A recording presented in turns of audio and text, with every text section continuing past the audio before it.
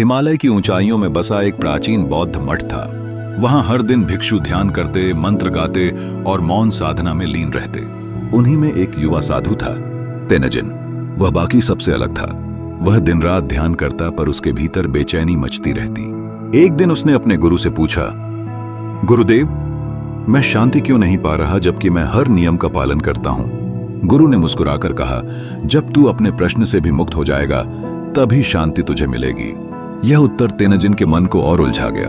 वह सोचता रहा कि सवाल से मुक्त कैसे हुआ जाए।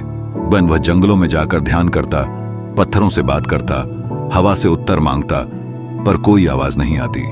उसके भीतर युद्ध छिड़ गया था। शांति की खोज अब उसके लिए एक पागलपन बन गई थी। एक रात आकाश में भीषण तूफान उठा। बिजली गिरी, पेड़ हिलने लगे। मठ की घंटी तेज हवा से बार बार बज रही थी, जबकि उसकी रस्सी टूट चुकी थी। तेनजिन ने ऊपर देखा और उसी पल कुछ हुआ।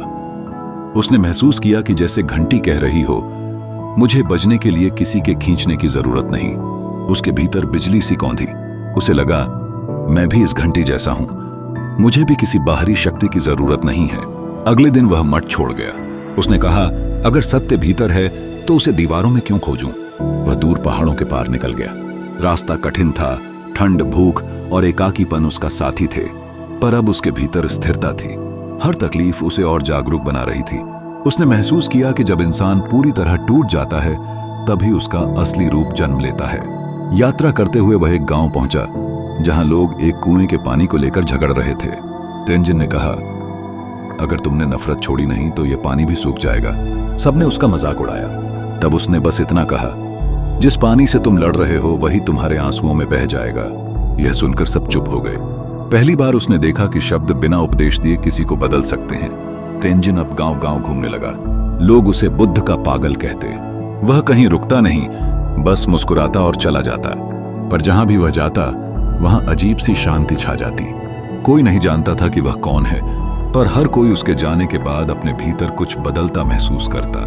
सालों बीत गए। एक दिन मठ के भिक्षु उसके पास पहुंचे। वे बोले, तेनजिन, हमारे गुरु अब नहीं रहे।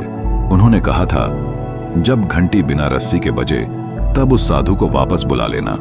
तब हमें एहसास हुआ कि वह तुम ही थे।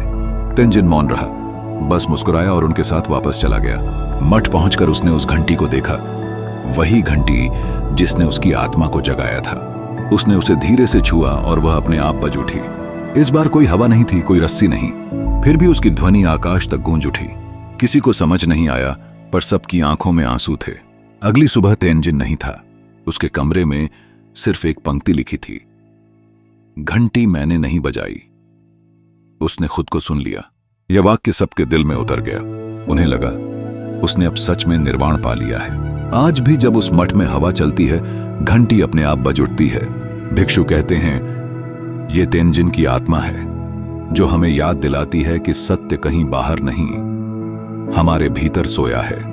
और उस दिन से वह घंटी निर्वाण की अंतिम घंटी कहलाने लगी।